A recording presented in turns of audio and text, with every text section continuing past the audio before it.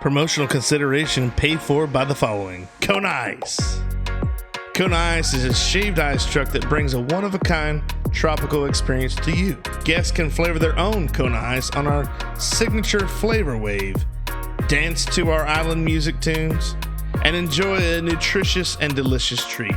Contact Jeremy and Marissa at 352-403-0515. Don't forget to follow them on Facebook, Instagram, and TikTok. Pat's Taps at Catfish Johnny's. Pat's Taps is Lake Pennsauken's newest tap room, offering 14 rotating craft beers on tap. We also offer bottled domestic beers, seltzers, ciders, and wine, as well as a variety of appetizers and pub. Our family-friendly tap room is a great place to come hang out and enjoy some one-of-a-kind craft beer. You can find us on Facebook, Instagram, or the Untapped app. Is the exterior of your home or business covered in dirt, mildew, or mold? Driveway or walkway stained? Pressure King can make your siding, deck, vents, and concrete look new again with no damage. Pressure King has cleaned the exterior of houses and businesses all over Sumter County area. Usually it takes less than a day and costs less than you would expect. Call AJ at 352-457-7209. Catfish Johnny's Restaurant, serving the Lake Pennsauken and surrounding areas since 1990. For the last 33 years, we have strived to serve great food at great prices and a friendly, casual atmosphere. If seafood isn't your thing, our burgers or wings are the best around. We have daily specials too. Check us out on Facebook or Instagram for more information. Central Screen Services LLC, in collaboration with Mask & Sons Incorporated. All screen services are available. We offer a variety of colors, durability, and sizes for all your screening needs. Pool areas, patios, and more. Call 352-603-4099 today for your free estimate. Proudly serving all of Citrus, Sumter, Hernando, Lake, and Pasco counties. To find out more, check them out on Facebook.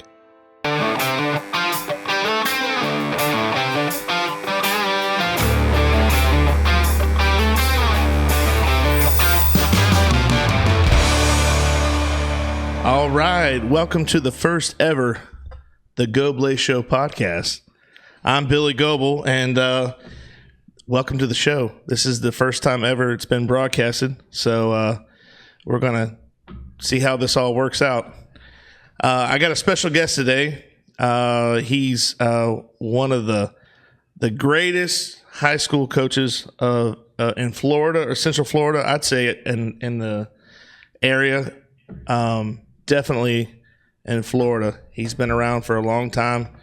We call, he's the OG of South Sumter. He started the program, getting where it is today.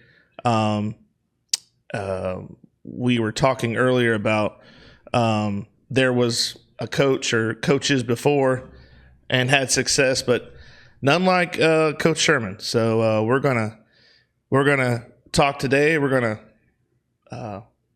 figure out what's going on and what he's up to these days. And Coach Sherman, welcome to the Goblay Show. Good morning, Billy. Thanks for having me. Yeah, you doing okay? Doing good. Good. What's Miss Sherman got you doing these days? She got you busy? Oh yeah, raking leaves. Yeah, never-ending leaves. Never ending. They never end. I'm telling you. I think the neighbor down your way bags them up every week, and there's another week of bagged leaves. It's crazy. Yeah, that's this time of year for sure. All right, well, let's kick this thing off. So let's see. Let's start from the beginning. Like, where were you originally from? Born, raised? You're not from Florida, are you? You're from Kentucky, correct? More or less. I was an Army brat. My dad was in the Army for 23 years. I was born in Kentucky. Yeah. 6 months of age, he was transferred somewhere else, I think in Alabama. Okay. And from there, I think we moved 18 to 20 times. About every 3 years, Army brats get to move. So we were all over the United States. Spent 3 years in France. Ended up going to high school in Maryland. And my dad retired right after, about the same time I graduated from high school, and we moved back to Kentucky after that. Okay. So Did you learn any French while you were over there? Or? No, I was an ESOL child. Oh, okay. So everybody was speaking French, but I didn't know if they were talking about me or somebody else. So it's traumatic. It was traumatic when you're American and you go somewhere else and people are talking, and you have the little bit I learned was just enough to try to survive. And we'd meet the bread man and get a loaf of bread from him for a franc, and that might have been the extent of my French. So nice.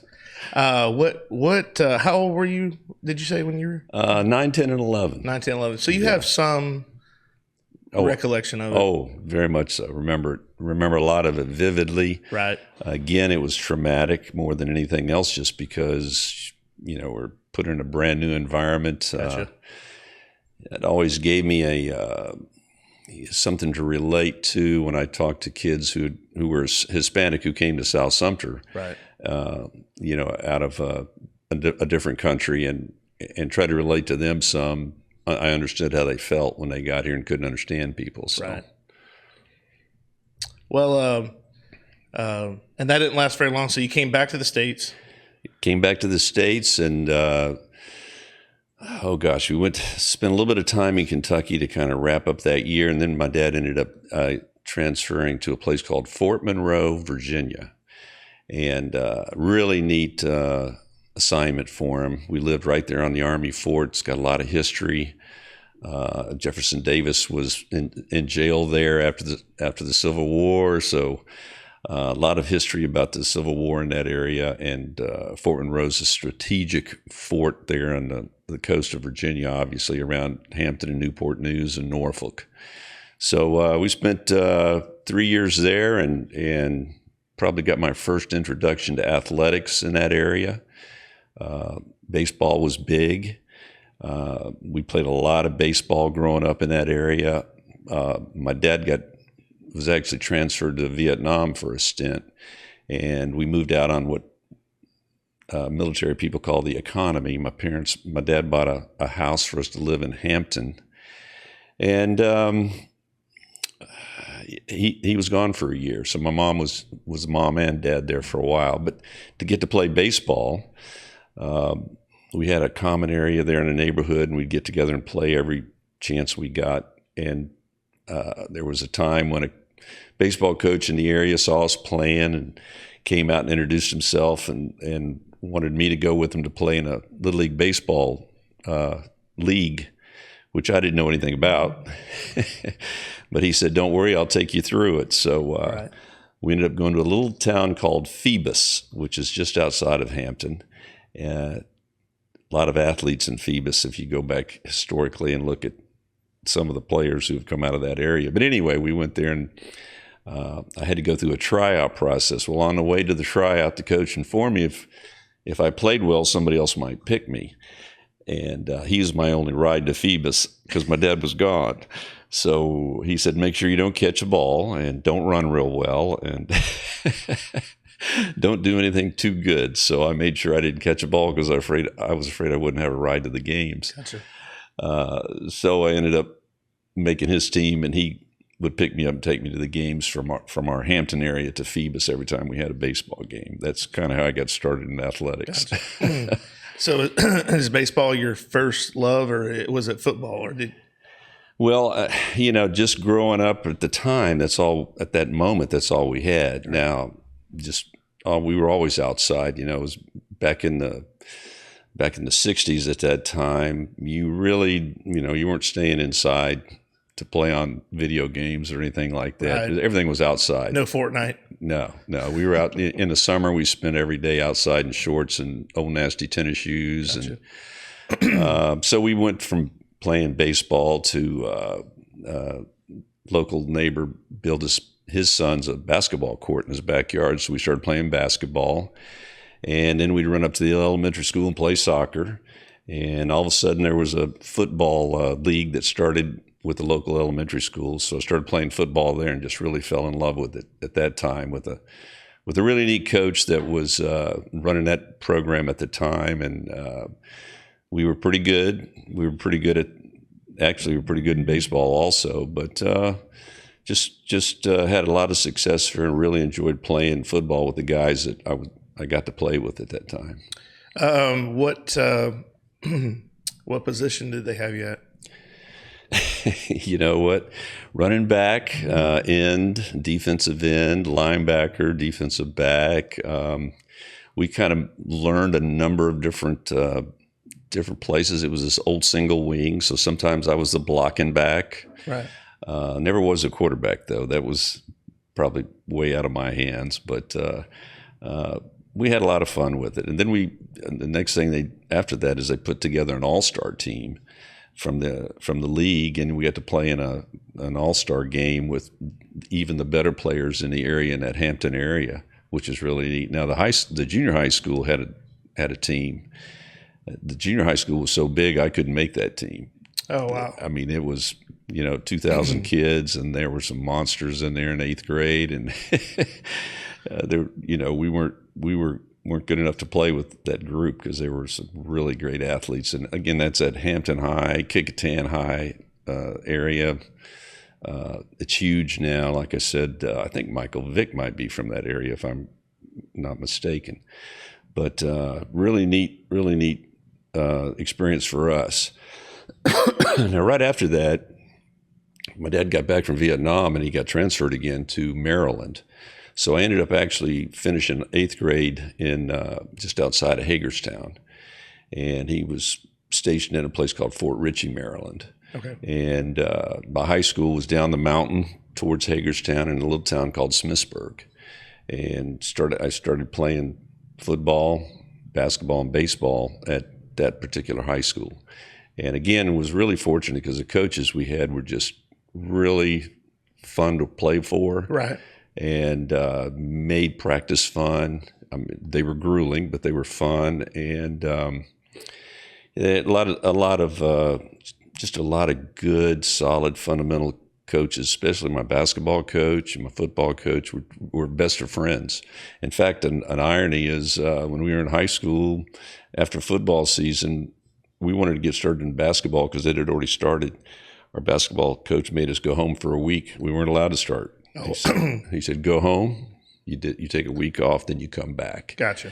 And it always frustrated us because we wanted to get started. And he said, nope, don't want you out there right now. Yeah. So, and then after we took a week off, we understood. He wanted us to go home to realize there was nothing to do at home. Right. Get back to practice. Get back to work. Right. So, and that's what happened there. So it was really good for us there. In high school, did you have a favorite? Were you really good at a certain subject or excelled in something else besides? I mean, academically, what are you falling there? Oh, average student. I was all about trying to play sports. I did just enough to get by most of the time. Yeah. I had to mature before I realized I liked math a lot, and spent a lot of time finally understanding that math was really a good subject and I needed to learn it really well. So that helped me. And I had some good teachers that kind of guided us in that direction. But our coaches were the ones who, we responded to what our coaches wanted. And if they didn't think we were doing well in class, they let us know about it. So we pretty much listened to what our basketball and football coaches were saying. Right. Did you guys have 2-a-days at practice? Oh yeah. A couple 3-a-days, but now Maryland's atmosphere is a little bit different than Florida's. Climate changed a little bit different. But 2-a-days were grueling, but again, the way hot for Maryland was 85 degrees. So we, compared to what we go through down here, that was totally different. But my mom would pack lunch for me and a quart of sweet tea. That was my drink. A quart? Yeah. That's got to be very, very healthy. Well, well, back then. But the crazy thing was when we, in 2-a-days, we would actually have the first practice and go in and rest and go to the cafeteria to eat lunch. Right. Our coach would give us salt pills. Oh, yeah. So we took 2 salt pills every time we ate lunch. Yep. Of course, now that's totally unheard of, but I didn't die, so we thought that was right. But I'm going to tell you what, if I would have drank that quart of sweet tea, I'm not doing much after that. Well, I drink every bit of it every day. I can tell you that. I'm not saying I couldn't finish it off, but But definitely, I'm not moving. Yeah. I'm going to be laying down under a tree or in a bed somewhere. Our water breaks were salted Kool-Aid. They didn't have Gatorade. Yeah. So our coach came up with the idea that instead of putting sugar in Kool-Aid, he mixed it with salt. Oh, wow. Trying to get salt back in your system. And we got one ladle. It was in a bucket. And used the ladle, and everybody got one ladle to drink. The community ladle. And we sopped it up, man. Wow. We didn't leave any in there.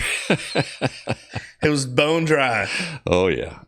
I've seen them do the one of the trainers, I can't think, it might have been Coach Epperson. He was putting the salt in a little bit of salt in the Gatorade. And I'm like, man, I thought that was already salty enough. But understanding the science behind it, you don't realize, what it's there for, the purpose. Well, I'm sure we took too much of it, but we passed all our physicals, so I guess that was okay. Right? Let's see. What? So you graduate high school, and then what was your next step? Like, where did you go next? My high school coach's name was Carroll Reed, and he was just so much fun to play for. He was originally from Virginia. He had a Virginian accent, from the country, tough guy. My fondest memory was I used to go by in the summer, and he'd be on a mower mowing the football field. Oh, yeah. And he always looked so serene. He always looked so at peace with himself when he was mowing the game field. Forrest Gumping it. Oh, gosh. It was just great to see him. But he taught us a lot of really good football. A lot of things I learned from him. I coached the same way. He was a great zone defensive back type coach. And there were some things he did that I tried to do in our practices. But I learned a lot of football from him. And we were pretty good, and we weren't really that talented. Right. After I left, he won a state championship in Maryland. I think it was maybe 2 years after I graduated. And he's passed away now, but he made the Maryland Hall of Fame, and the stadium there is named after him. And just thought a lot of him. I went back to see him a couple of times and spent hours talking to him, and just really enjoyed the time I had with him. After high school, again, my dad retired from the Army. We ended up moving to Kentucky. Gotcha. So I was looking for a school to go to. I wasn't recruited. I broke my collarbone my senior year, didn't get to play very much at all. And so I was looking for a school to go and be a walk-on. So initially, I was planning on going to Morehead State in Kentucky. Didn't know anybody there, just wrote the coach, asked him if I could walk on, and he said, yeah, we'd love to have you, So moved to Kentucky, and in the town my parents are from is London, Kentucky. And once I got there, I started playing baseball again. Well, my dad was a huge basketball fan, being from Kentucky. So he really wanted me to go play basketball. Now, I'm 6 feet tall. I'm not going to play basketball very much in college for anybody. But he takes me to a junior college, and I worked out with the junior college team for a while in basketball that summer. But I started playing baseball with some of the older kids in high school in like a travel ball league, I guess you'd call it. Right. And got to know some guys there. One of them was a catcher by the name of Ernie House. Now, Ernie became a quarterback at Eastern Kentucky later and was very, very successful. And as I got to know Ernie one day, he said, what are you doing next year? And I said, I'm going to Morehead to play football. And he looked at me and he said, you don't want to go to Morehead to play football. He said, if you're going to play football in Kentucky, go to Eastern Kentucky. I said, where's that? I didn't know. He said, just up I-75. I-75. You get on I-75. It's, Richmond's 20 miles south of Lexington. And so I said, okay, let me go look at it. So I got in a van with another buddy, drove up there and met Coach Kidd, and walked in, knocked on a door, and told him I'd like to come and walk on and play football for him at Eastern Kentucky. And he said, right now, and he looked at his paperwork, he said, I've got 135 walk-ons who are coming. Oh my God. He says, I really don't have another spot. He said, I don't have anywhere to put you. Right. And I said, well, let me ask you this. If somebody decides not to come, would you call me and let me know? And I'd like to come and take their place. He said, yeah, give me your number. So I gave him my number and left it with, he would call me if something came open. I said, and what day do you start? And he said, August 13th. Well, I never heard from him. So I made my dad load me up in the car, and he took me to Richmond. And we went to the dorm where football players were checking in. Coach Kidd's there with a clipboard checking everybody in. And I get there and introduce myself. And I said, Coach, you said you'd call me if something came open. I never heard from you. And he said, well, since you're here, you might as well stay. And that began my college football experience, which was, walk-ons are tough. Yeah. And you better be tough back then because there wasn't any rules to protect anybody as far as, collisions and 2-a-days and 3-a-days and that sort of thing. So 4 years later, when I graduated, of the 135, there were 3 of us that were still on the team. Oh, so, wow. To give you an idea how tough it was. Wow. That's pretty tough. Yeah. They make it hard on you. If you won't leave, they'll make you leave. Watched a lot of guys leave, but again, I think it's just being mentally tough enough to realize you're going to be okay, and you just stick it. You get to another practice, and you get to another 2 a day, and things get a little bit easier, and you get tough enough, physically tough enough to handle it, and that's kind of what happened. Pretty much anything you do when you think it's tough at first, you get through it, and then you realize, hey, that wasn't so bad, and I think I can do another day of this, and you just keeps going and going before you realize you've already got, a lot of time under your belt, Well, I'd worked to stay in shape and run, and I really didn't have a plan 2.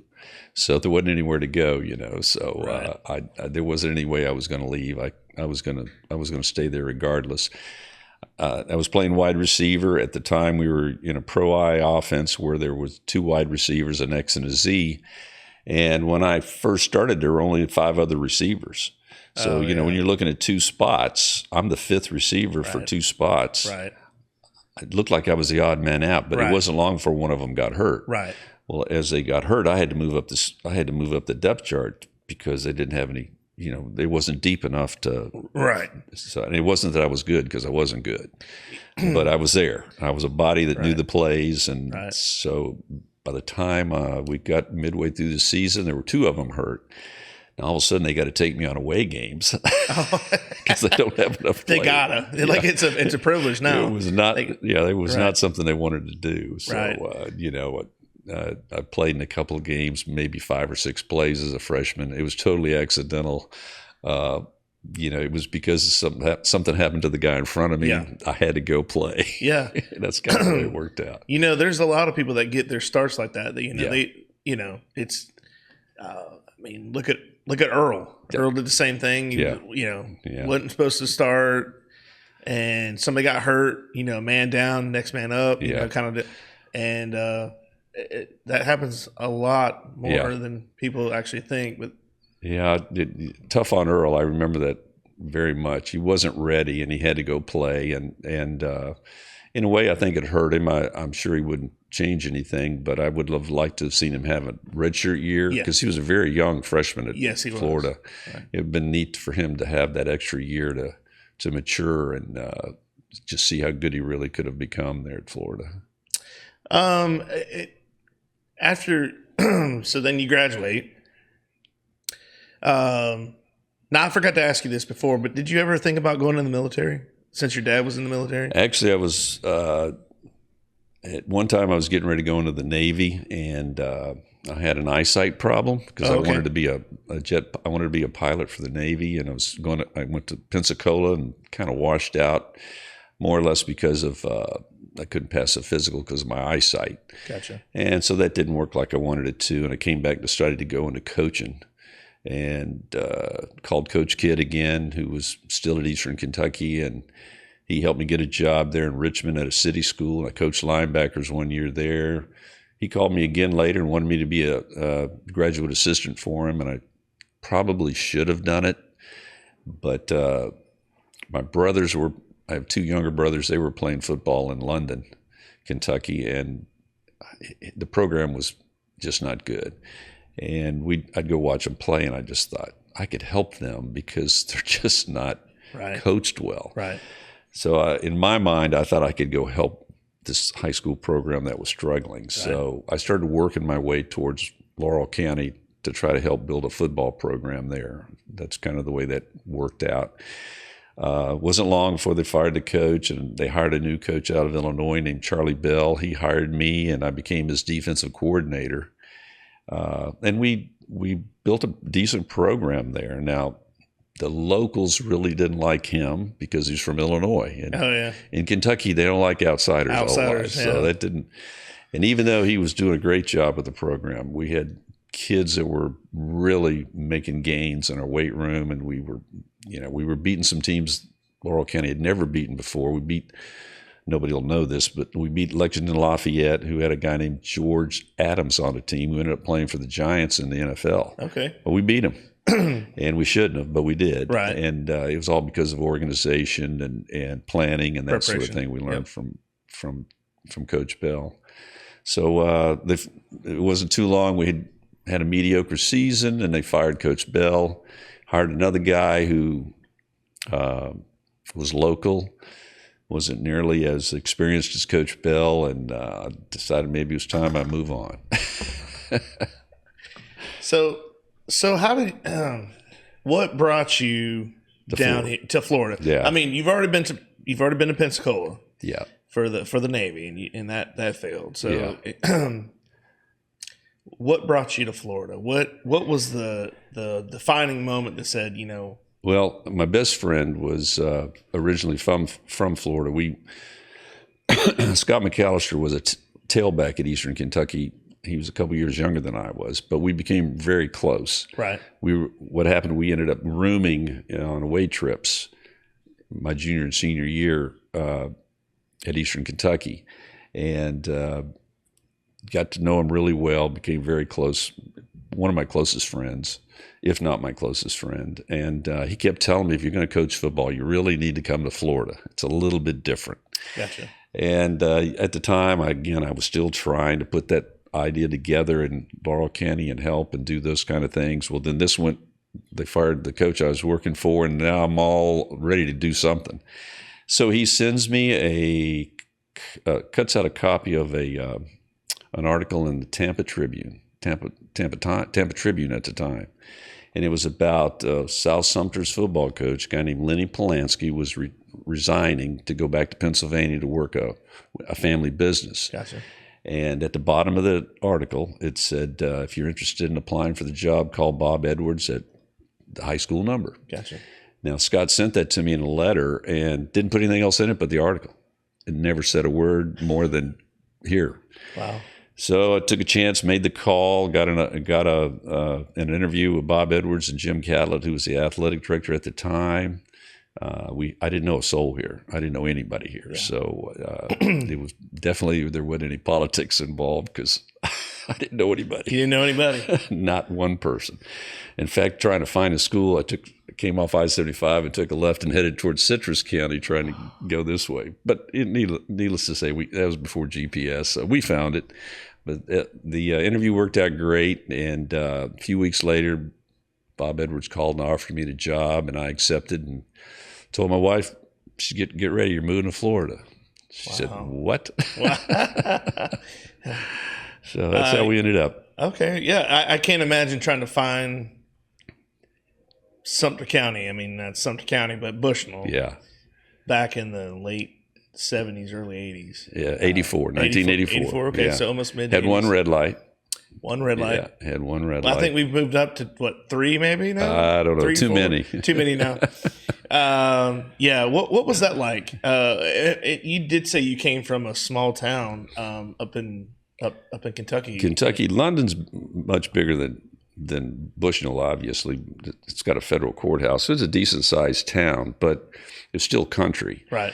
And what was really appealing to me here was it was rural. And as I moved into the school, I immediately noticed we had kids that were tough. Right. And we could coach them. Once they believed you were trying to do things right, and once they accepted you, it became something where we could coach them. And I loved their aggressiveness. Our kids were aggressive immediately. So that's what really, once I got here, I knew this was going to be okay. Right. So you move down here, bring Miss Sherman, you come down, obviously Brett was born, your son. Brett was 2. Brett was 2. Yeah, Marty was we were both 30, and she was sacrificed a great job she had at an elementary school there, which she had worked to get to. Right. And we had to get her a job here at Bushnell Elementary with Mr. Tomerlin. Remember, he was a principal back then. That's right. Everything just fell into place there. And, of course, Brett was at 2 years old, he was ready to roll. He didn't know any different. And we loaded up and lived, found an apartment here in Bushnell and stayed there for a while. Then we ended up renting a home from the Hendersons, Mr. and Ms. Jim Henderson. Jim, yeah. And he was the softball coach at the high school at the time. He had an extra house. That's and right. We rented the house that he had extra there for the next year or so. That's kind of where we started here and got here in '84 and started with actually in spring of '84 I came for spring practice and we had I think 22 guys practice in the spring. Gotcha. It wasn't many. Wasn't many. Most of them didn't think they had. Spring practice was considered optional. I guess. Yeah. Maybe we'll be there. Maybe we won't. Yeah. So not mandatory. We ended up with the following year in the fall. I think we ended up with maybe 30 or 32.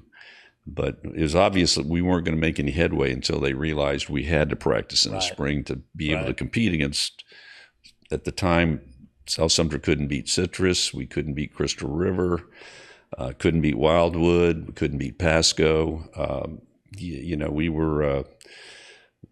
We weren't up to those standards, and we knew we had to practice in the spring with a full team to have a chance, and we had to establish a weight program. Right.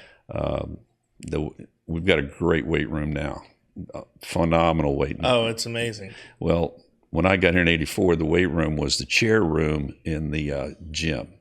The chair room was, just big enough to hold some chairs in that closet. If you remember, we had a bench press and a squat rack and one bar.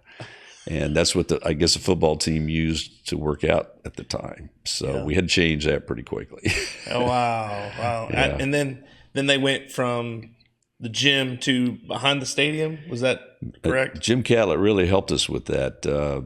Mr. Catlett knew we needed to establish a weight room. We'd talked about that in the interview. And the old stadium had a pad underneath the press box. A concrete pad had already been poured.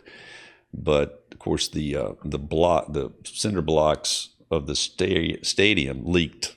So the water just ran into so we had to put a false roof in, and we built some walls on it, didn't put air conditioning in. We had 2 fans in it. And it was 600 square feet. My brother and I and Mr. Catlett built it over a weekend. We put $1,000 in it. Wow. And that's what we started lifting in. So, you know what? We had some good days in there. I mean, the kids had something they could call their own, which was important to some of them. Yeah, it does make a difference. Yeah, it helped us. And it was close to the track, so we could get out from the weights and go to the track. And we had, it worked out pretty well. Yeah. Was there? So when you got here, and you said, you were starting to name the teams that we couldn't beat. The program that you inherited, were you like, what am I doing? Like, wow. Did you ever have second thoughts? Like, was I sure? I'm not too sure about this. Like, maybe I made a mistake or anything. No, I never looked backwards. What we trying to do, there wasn't really a football staff there, so I was really hoping I could get some people in that could help us coach, and we had athletes, so it was a matter of getting them organized. I mean, Michael Gainey was our first quarterback. He was a tremendous athlete, and James Lewis was one of our tailbacks. Right, crazy good athlete. Yeah. Jibo Farmer was our tight end. So we had some kid. Greg Spann played on the offensive line. We had some good players. Linwood Kelly was on that team. He was a wideout force, and we went 7-3. So we had some ingredients. We just didn't have enough ingredients. Right. We only had maybe 30 guys on the team at that time. So we had to establish the spring program. We had to establish weightlifting in the summer. And that's a challenge because kids aren't used to doing that. And of course, our kids here were used to going to work. Yeah. One of the problems we faced, of course, in the spring, most of our kids were farmers, or the parents were farmers. So they were going to either take care of hay or throw watermelons or something like that. Right. So, we had some of that we had to work through. Well, in the summer, we set our weight program at 6 p.m. so that if our kids were working, they could still come in the evenings. And that helps some. So we had to find a flexible way of getting kids in and out of there. But we had players. We had aggressive kids, and we had some good football players. Yeah, what I mean by like that last question, what I meant by not necessarily the players, because we always have the talent and the kids that want to be there, but like you like my brother he was coaching out in Oklahoma, and you go from here to Enid. Or actually, he went to Colorado Springs first. Right. And he was like, what is going on? Like, when you establish something and you have something that's a well-oiled machine, and this is how we do it every day. Yeah. And you go out there and they haven't won a game since the last Bush was president or something like that. It puts a damper on your decision making. Like, what do I got to do to change this? You have in our situation, it was more like, what do we need to do next? We established spring. What do we need to do next? Well, now we got to establish summer. What do we need to do next? Well, we've got to get better in the weight room. What do we need to do next? Well, we need to start a weightlifting team. So there was always, what do we need to do next? We need to make our field better. We need to make a nicer field.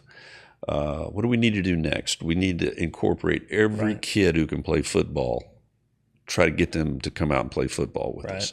So there was always what can we do next to build this? There was always something that we could do to get better. Right. And I spent a lot of time, a lot of energy fixing what we could do next to get to that possibility. Right. You can't look backwards. I mean, you really can't. I mean, if you look backwards, look at things you did wrong, which we always do at the end of a season, look at things that didn't work and throw them out. But you got to be forward thinking. That's no doubt.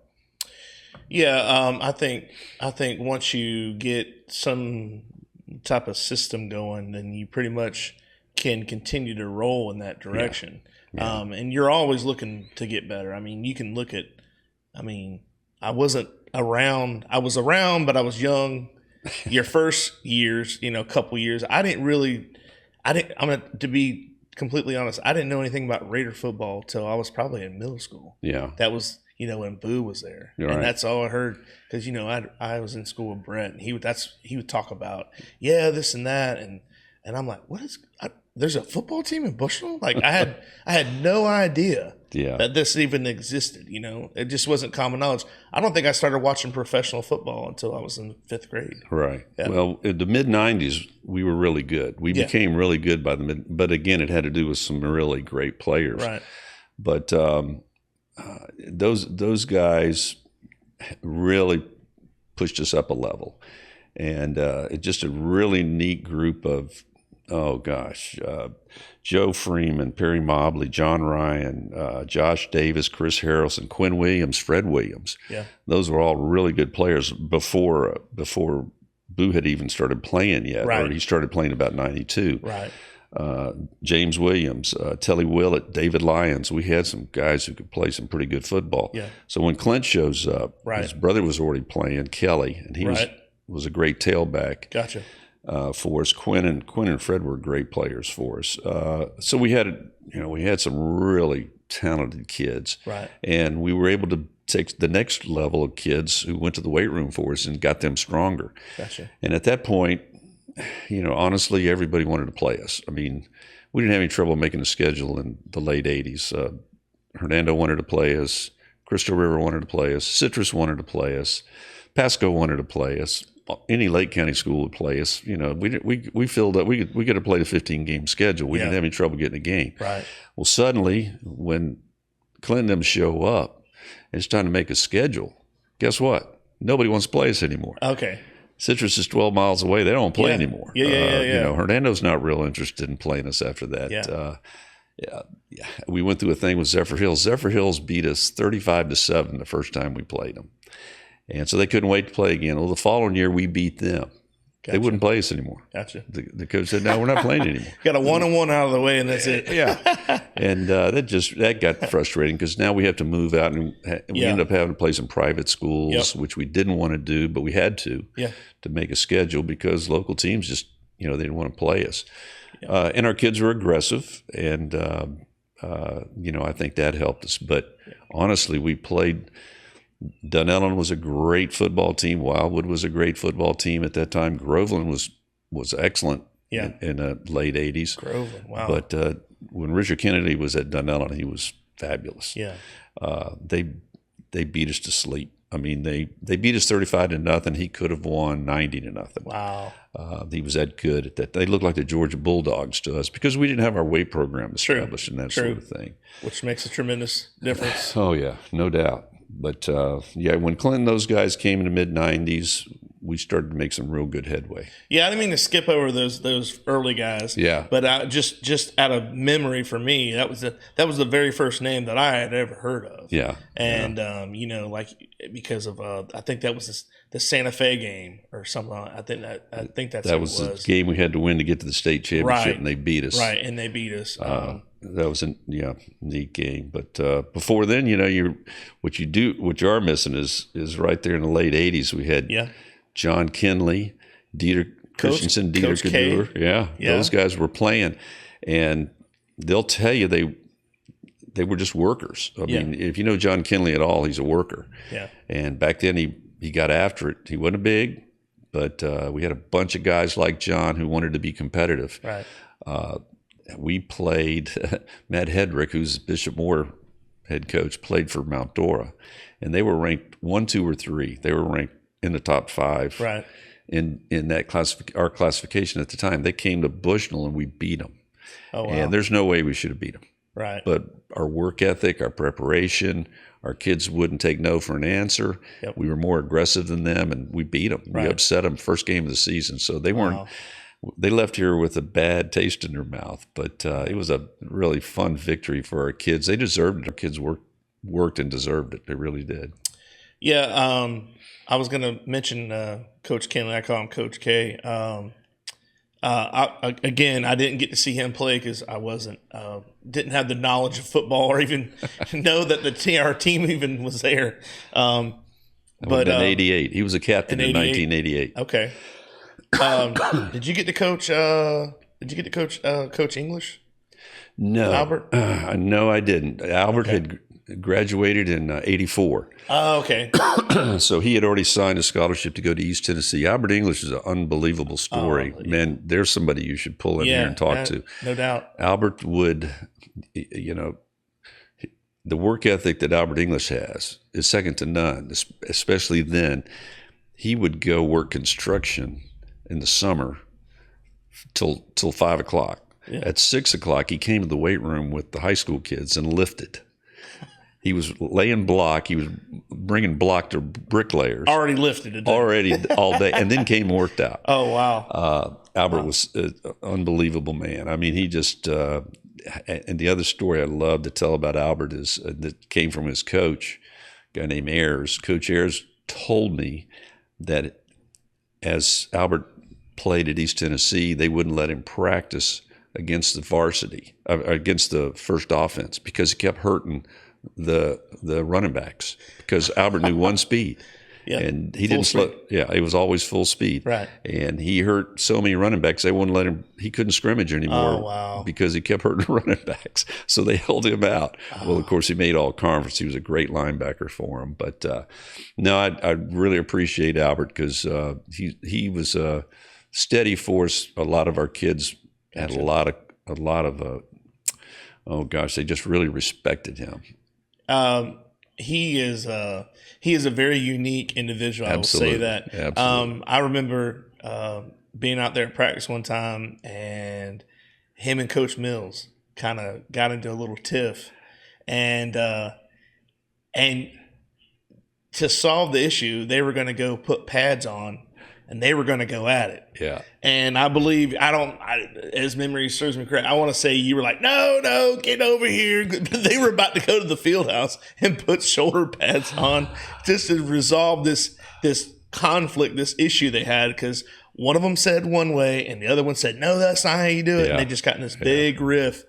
But Billy Mills was only coached with us 1 year. He went back to Virginia, and he's a head coach there now. And I think he won a state championship a couple of times. Oh, wow. So he's a very good coach.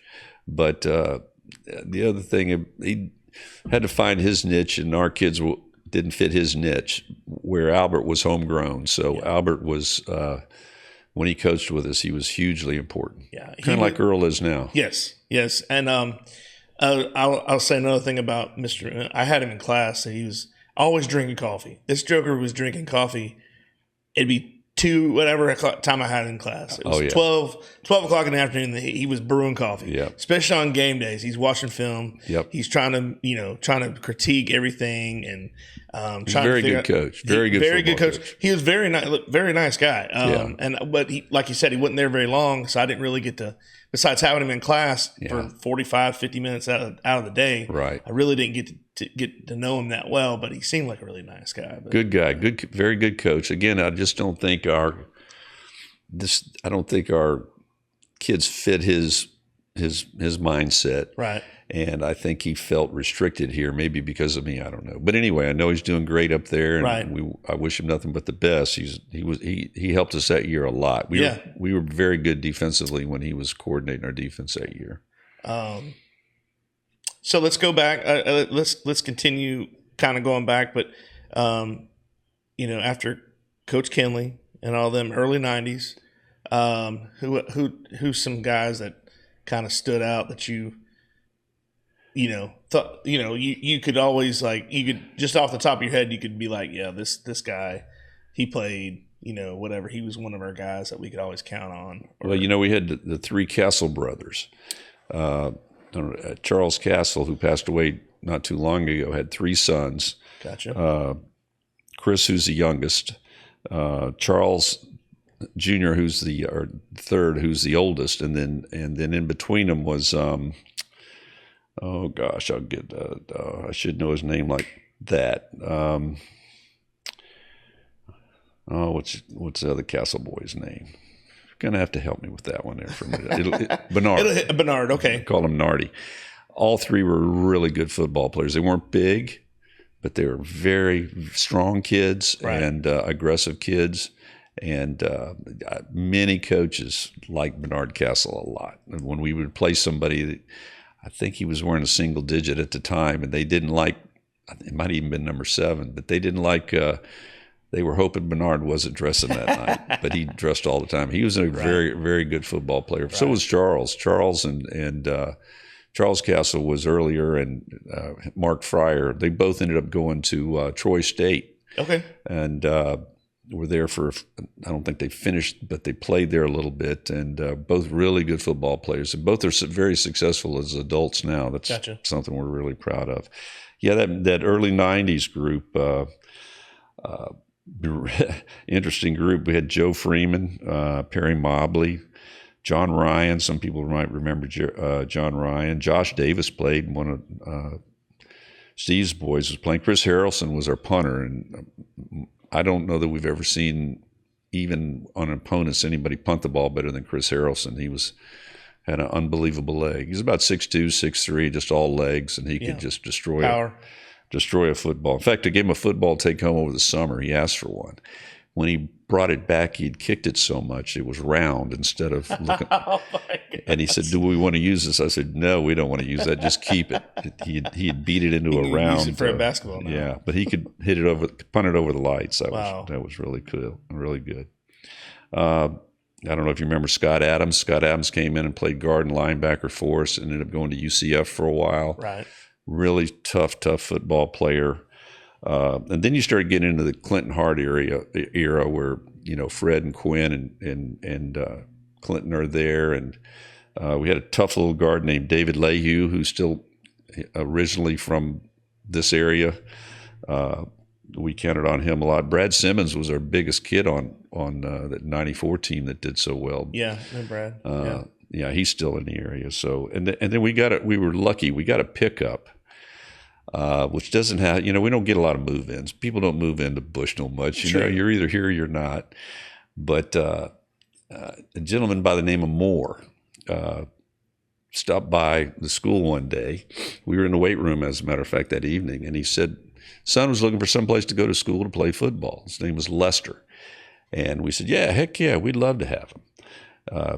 Didn't know the kid from anybody, but he said, yeah, tell him, come on, he can start lifting with us now if he wants to. Well, it turns out his dad and his mother had both gone to Hernando, and his dad was a retired Navy serviceman, and he wanted to bring his son to Hernando. So before he got to our school, he took Lester over to meet the Hernando coach and said he was a running back. And the Hernando coach said, well, we've already got our starting running backs here, but he's welcome to come. Well, Dad didn't like that idea. We weren't even going to give him a chance. Right. So he comes over to our house and comes to our weight room and says, kid's looking for somewhere to go. We'd love to have him. He's a running back. Great. We'll make a running back out of him. Right. Well, he was a great player. He played linebacker and running more power back. And, he was hugely important to what happened with that group. He was that good. He was a difference maker. Right. So I went to school with Corey, his brother. Yep. Yeah, Corey played too. Yeah. Lester was just, he was 5'8", 200. He wasn't very big, but boy, if you ever watched him play, you could see that energy. His feet never stopped. He just had a low center of gravity and got after. He didn't care who it was. He could get after him, and just a lot of fun to coach. Gotcha. So someone was telling me the story about you playing Pasco one year during that. It might have been in the early 90s, maybe like 92, 93. It might have been Pasco won the state championship in 92. Was that correct? Or I think that's about right. Yeah. And they had to Perry Brown was the coach. Right. Yeah. We're playing them, and they had to bring in stands or something like that. Or was that Coach Hallman? That's a possibility, but so there were so many people that had to bring in extra stands for people to sit. It was. I don't know if that was at Pasco or here. I don't know. Pasco had a huge. They had Edwards Stadium, which is huge. They didn't need to bring in stands. We might have brought some in, but not for that game. But who were the two guys that one went to Florida? Oh, that was the Lambert brothers. Not Lambert. One played for the Cowboys and one played. They both ended up playing for the Cowboys. Yep. Hambrick. Yeah, the Hambricks were playing at that time. Yeah. And they beat us twice that year. We lost to we were very good, so they won a state championship, and that was one of our best teams. And they beat us pretty. I mean, they didn't cream us. It was a hard-fought game, but they were just a little bit better than we were, and nobody was any better than Darren Hambrick. Heck, he won 5 events in the state track meet. People don't know that, how good of he won a high jump, the triple jump, and all kinds of discus. Maybe I can't remember what, but he was just an unbelievable athlete. But that was a tough game. The biggest thing I remember about years before he got there, we were playing in Dade City, and we had some great games against them. They were tough to beat. Obviously, they're a little bit bigger than we were. Had a better pool of athletes to pick from, but we were losing 14-0 at half. Joe Freeman was on that team. I don't know if you remember Joe or not, but we went into halftime, made one small adjustment on the way we were blocking a counter play. And Joe was our tailback, and he picked up on it, and we ended up winning the game 21-14. Oh, wow. So it was a really neat game that it might have been 28-21. But anyway, we were down 2 touchdowns at half, and we came back and won the game there in Dade City, which is almost impossible that's a big deal to do. How was Wildwood back then? That was because one of those years we beat Wildwood finally.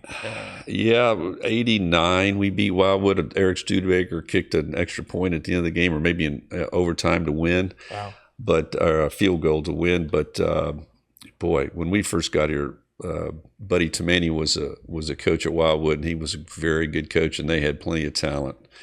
Right. Just really, really good football players. We lost to 3 teams. We lost to Wildwood, we lost to Groveland, and we lost to Dunellen. And all 3, we weren't ready to compete with any of the 3 at the time. Right. Now, once Tamani, I think he stayed 2 years, and after that, I think he went back to Wakulla. And with the coaching change, what Wildwood's team changed a little bit, and we were getting better. So at the time, we were starting to make some strides, and finally in '89, we were able to beat them.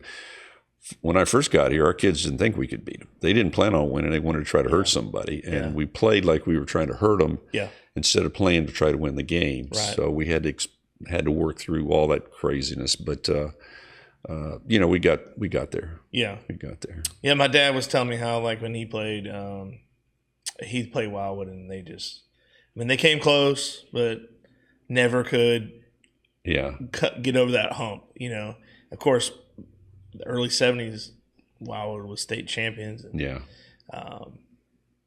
pretty much dominant all them railroad boys. Yeah.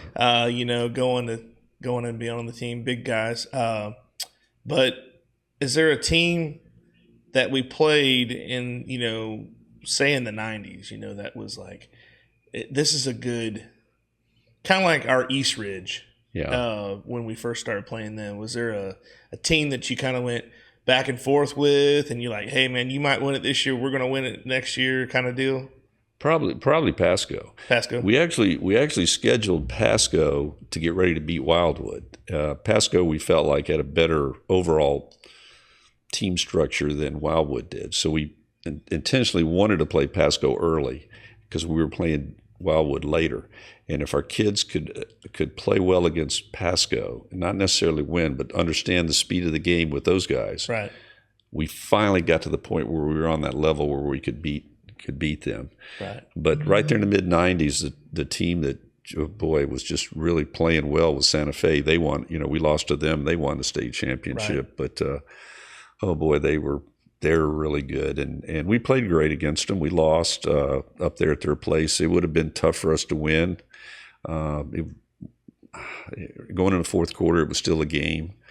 I think we lost by 2 touchdowns, but I can't remember the running back's name, but he was unbelievable. You probably can dig that up and find it. Adrian Peterson was the running back, and he was all-world at Georgia Southern, I think. Yeah. But great game. Probably the biggest crowd we've ever played in front of was at Santa Fe. I think they estimated it to be a little over 5,000 people. Oh, wow. And wow, great game, great experience for our kids. And if we win that game, we go to the state championship. Right. And of course, Santa Fe goes and beats somebody else to win the state championship right after that. And the coaches said we were much tougher than the team they beat. Yeah. He made a point to tell me that. So I was glad to hear it, but of course it doesn't help any when you already lost the game to him. So True. Yeah. So I'm going to go back to what I was saying about how when I came on the scene, and that was I'd say late '90s, so '96, '97 was my freshman year. And I remember guys like Danny Wood, Brian Mobley,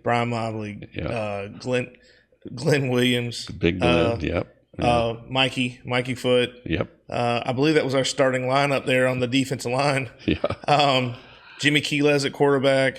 Yep. And I don't know why, but that group was it stuck with me more, I guess, because I was kind of new to the school, and they were like almost like heroes, as a freshman to a senior, because majority of them were seniors. We weren't really good. No, actually, we were 4-6. Yeah, I remember this. We started off 3-0. Yeah, we go to Denellen and then just kill us. Yeah. So it was like, oh man, you get this. Hey, we're 3-0, and we go to this game and we're like, oh, we're not as good as we think we are. 95 and 96 were tough years. We were 5-6 and 4-6 and 5-6. We had some good players. We just didn't have enough of them. Yeah. And then we got 97. We got some things turned around. We James Gross was our center. Yep, Gross. Russie Henderson was playing linebacker for us. Leon Williams was a wide receiver who was very, very good. Yes. And we went 8-4 and things got better. But the other thing that happened at that time is right in the losing seasons, we had been moved up to 4A, and we were the smallest 4A school in the state. Gotcha.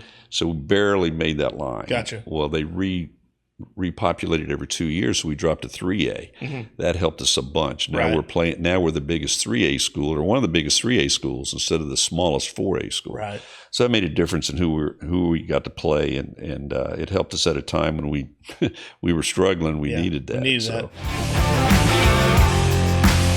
Thanks for watching part 1 of this 2-part segment. Stay tuned for part 2.